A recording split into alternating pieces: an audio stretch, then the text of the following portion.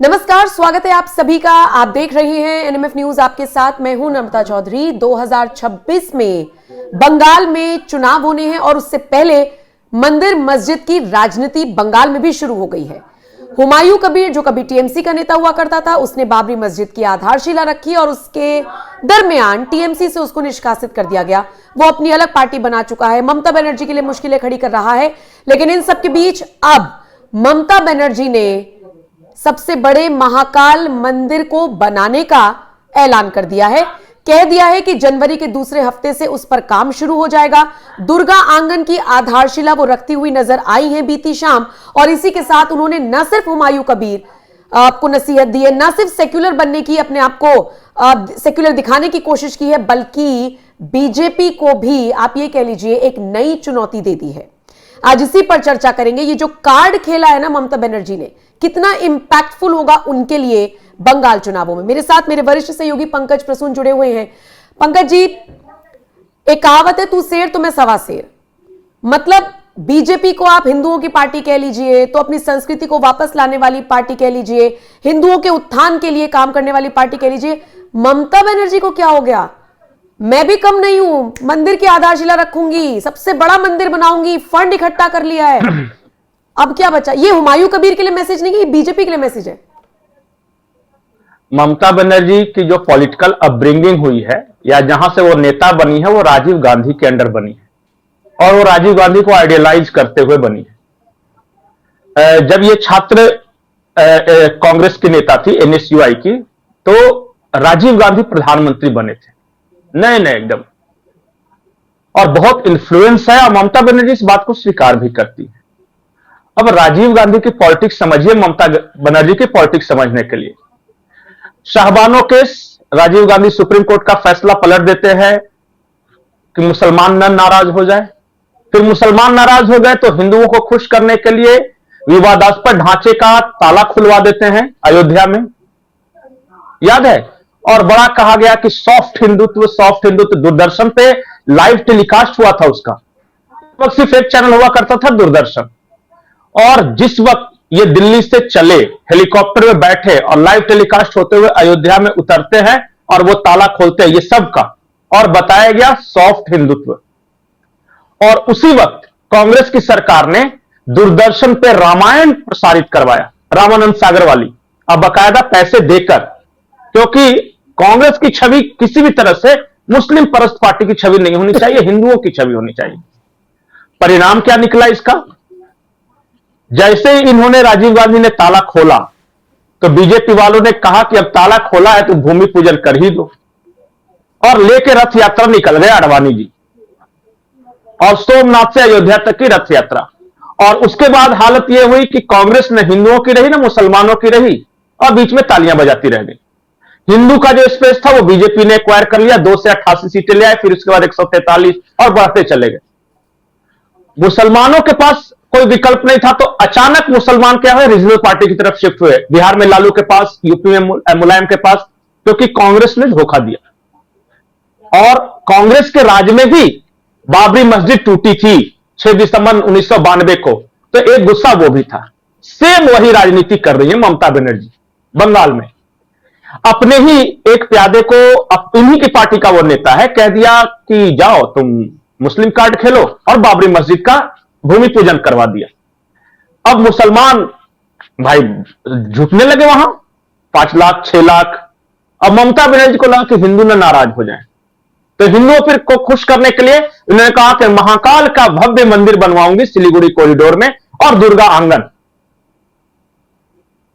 अब देखिए, दोनों में ममता बनर्जी से ज्यादा हेडलाइनर मौजूद है।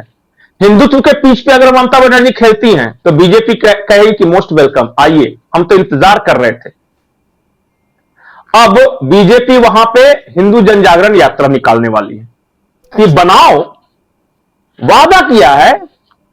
और बीजेपी के आजकल के कार्यकर्ता जो भी बंगाल में आपको मिलेगा, जय मां दुर्गे, जय मां काली, यही करके आपका स्वागत करेगा, अभिवादन। अब जाइए बीजेपी ऑफिस में, जय मां काली, सिर्फ इतना बोलिए, चारों तरफ आएगा, अच्छा ये तो हमारा वाला कार्यकर्ता है, आइए आइए बैठिए।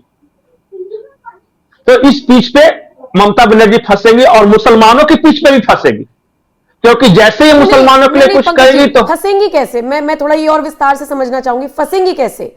अमूमन बीजेपी क्योंकि पर यही तो आरोप लगाती आई हैं दूसरी पार्टियां कि मंदिर मस्जिद की राजनीति करते हैं। राम मंदिर को लेकर भी हमने देखा एक टारगेट किया गया, हालांकि वो बीजेपी का इवेंट नहीं था, प्राण प्रतिष्ठा जब हुई, लेकिन आरोप तो यही लगाए गए।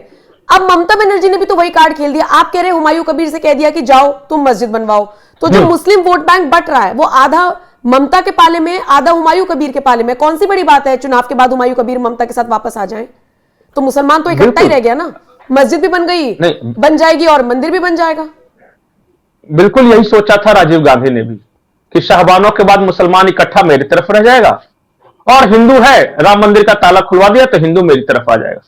होता क्या है कि जब आप सांप्रदायिक राजनीति में आते हैं तो जनता सांप्रदायिक राजनीति चाहती है, क्योंकि ममता बनर्जी अगर हिंदू मुस्लिम की राजनीति करेगी तो जनता भी उसी ओर जाएगी। जब जो हिंदू रहेगा वो देखेगा कि इससे ज्यादा बड़े वाले हिंदू तो हैं हमारे पास, क्यों ना उनकी तरफ चला जाए। अब मुसलमान रहेगा, कहा अरे वाह ममता बनर्जी से ज्यादा बड़ा वाला ही तो अपना है, ममता बनर्जी तो ब्राह्मण है, वो तो हिंदू ब्राह्मण है, हमारा तो अपना वाला इधर है जो कि बाबरी मस्जिद बनवा रहा है, तो हम मुसलमान क्यों न जाए हुमायूं कबीर की तरफ? क्यों न जाए फुरफुरा शरीफ वाला? कबीर की तरफ नहीं है पंकज जी, वो कह रहे हैं कि वो बीजेपी का नहीं है, वो कह रहे हैं कि यही तो मैं बोल रहा हूं कर दिया है कि तुम मस्जिद बनाओ, विवाद खड़ा होगा, लोग हमारी तरफ आएंगे। जैसे ओवैसी को बी टीम कहते हैं ना, ऐसे हुमायूं कबीर को बी टीम कह रहे हैं अब बंगाल में। आजकल एक बात सच है कि जो भी कांग्रेस के साथ नहीं है, जो भी सत्ताधारी के साथ नहीं है, वो बीजेपी की बी टीम है। आज हुमायूं कबीर के साथ ममता बनर्जी गठबंधन कर लें, कोई बी टीम सी टीम का दिक्कत नहीं रहेगा। फुरफुरा शरीफ वाला आईएसएफ है, इंडियन सेकुलर फ्रंट, कर ले, किसने मना किया है? एक भी मुसलमान वोट डिवाइड नहीं होगा।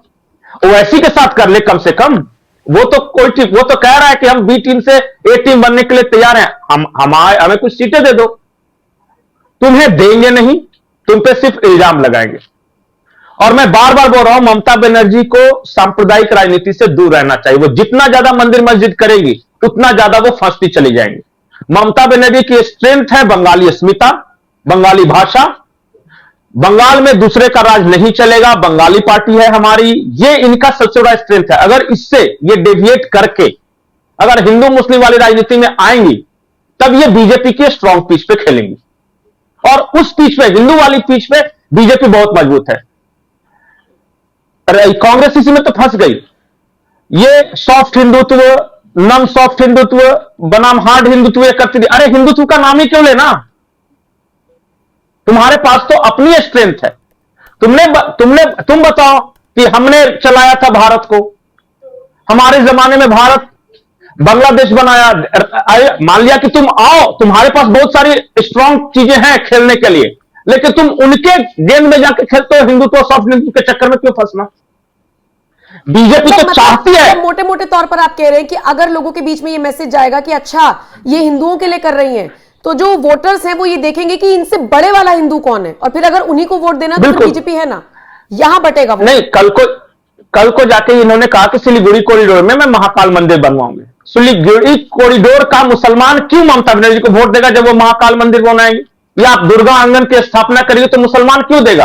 वो कहे कि यार देखो हमारे साथ ये भेदभाव कर रही है, हमारा तो बाबरी मस्जिद बना था तब तो इसने कुछ नहीं कहा था, इसका मतलब ये हिंदू के साथ ही रहेंगे, ये तो ब्राह्मण है ऊपर से, तो मुसलमान डेविएट होगा वहां पे। उसके पास एक ऑप्शन चाहिए सिर्फ। अभी मुसलमान ममता बनर्जी के साथ इसलिए है कि ये बीजेपी को हराने की स्थिति में। जिस दिन मुसलमानों को यह लग गया कि कांग्रेस, सीपीएम और हुमायूं कबीर वाला गठबंधन और आईएसएफ ये सब एक साथ मिलकर 4-5 पार्टियां आ गई और ये बीजेपी को हरा सकते हैं, मुसलमान 24 घंटे नहीं लगाएगा उधर शिफ्ट करने में। हाँ, तो अधीर रंजन चौधरी के केस में देखा तो हमने। बिल्कुल। और एक बात जान जाइए, मुसलमान के पास तीन तरह के ऑप्शन होता है। मैं बताऊं कि इस्लाम में 3 चीज होता है, दारुल अमन, दारुल हरम और दारुल इस्लाम। दारुल अमन वो होता है कि जहां सब मुसलमान हैं, वो अमन है। दारुल हरम वो होता है कि जहां पे मुसलमानों की संख्या कम है, अभी हम लड़ने की स्थिति में नहीं आया है, और उस वक्त तक हमें उस ऑप्शन की तलाश करना है जो कम हिंदू है या कम काफिर है। जैसे कि काफिरों में कैटेगराइजेशन उन्होंने करके रखा है, बीजेपी वाला काफिर, फिर कांग्रेस वाला काफिर, ममता वाला काफिर, लालू वाला काफिर। तो ये करेंगे कि ये काफिरों में ऑप्शन दे है कि चलो बीजेपी को नहीं, अभी फिलहाल हम तेजस्वी से काम चला लेते हैं, क्योंकि हमारी स्थिति उस तरह का नहीं। अभी हम 20% के आसपास बिहार में है, जब तक 50% नहीं होते तब तक लालू वाला काफिर हम ऑप्ट कर लेते हैं, क्योंकि सामने वाले से लड़ना है। ये हो गया दारुल हरम। और फिर दारुल इस्लाम वो होता है जहां मुसलमान 50% से ज्यादा हो गए। वो अधीर रंजन चौधरी वाला केस हो जाता है कि होगे तुम सेकुलर, अपने घर के सेकुलर होगे, पर हमारा भाई तो मुसलमान है तो हम तो मुसलमान को देंगे भाई। फिर जानते हैं, जैसे ही बंगाल का पॉपुलेशन या बिहार का पॉपुलेशन या फिर यूपी का पॉपुलेशन 50% अगर मुसलमान हो गए, तो ये काहे का अखिलेश है, काहे का तेजस्वी या कौन ममता, सबसे पहले इन्हीं को लात मार के भगाएंगे वो। तो अभी जो बंगाल में चल रहा है ना, क्योंकि अभी 35% के आसपास है, तो वो अभी चल रहा है दारुल हरम वाला कि चलो ममता को आगे रख लेते हैं ताकि ये लड़ रही है बीजेपी से।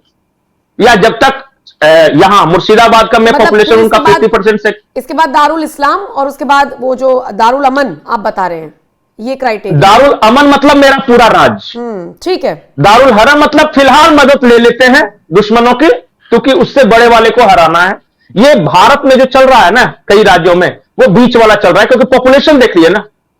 ठीक है, ठीक है। आज अच्छा, मुर्शिदाबाद में क्यों नहीं जीतवाया? अधीर रंजन चौधरी तो बड़ा सेकुलर आदमी था और खूब मुसलमानों के यहां घुस घुस के पता नहीं क्या क्या खाते पीते रहता था। उसको क्यों हरा दिया? क्योंकि उसके अपने वाले आ गए और उसकी संख्या मुर्शिदाबाद में 70% हो गई। अब काहे का अधीर रंजन चौधरी? आज कांग्रेस इसलिए विकल्प है मुसलमानों का, क्योंकि बीजेपी से लड़ने वाली वही एक पॉलिटिकल पार्टी है। अपना जिस दिन पार्टी आ जाएगा, अभी तो शुरू हुआ है, अभी तो क्या इसी प्रयास में ओवैसी भी है, इसी प्रयास से बंगाल से प्रयास किया जा रहा है, कश्मीर से प्रयास किया जा रहा है, देखते रहिए। कश्मीर में एक मुफ्ती है, हाँ। कश्मीर में मुफ्ती हैं, उनका स्टेटमेंट सुन लीजिए। उन्होंने क्या कहा कि जब भी हम 22 करोड़ हो जाते हैं, देश का एक टुकड़ा लेकर निकल जाते हैं। हम फिर से 22 करोड़ हो गए हैं, अब वो वक्त आ गया है। ये कश्मीर के मुफ्ती साहब ने कहा। कुल मिलाकर बंगाल में अब वो सारी चीजें ममता बनर्जी करने जा रही हैं जो शायद अब तक उन्होंने नहीं की, लेकिन अब चूंकि उन्हें लग रहा है कि वक्त की ऐसी नजाकत है, मौके की गंभीरता इसे कहा जाता है, उसे वो समझ रही हैं, वक्त की नजाकत को वो परख रही हैं, और इसीलिए उन्होंने महाकाल मंदिर का या दुर्गा आंगन का ऐलान कर दिया है। अब ये उनके लिए फायदेमंद साबित होगा या फिर दो नाव पर पैर रखने वाली बात होगी, ये तो वक्त बताएगा। शुक्रिया पंकज जी मेरे साथ जुड़ने के लिए। बाकी आपका इस खबर पर क्या कहना है, आप अपनी राय कमेंट सेक्शन में हमें जरूर बताएं। बाकी अपडेट्स के लिए एनएमएफ न्यूज की वेबसाइट पर भी आप जा सकते हैं।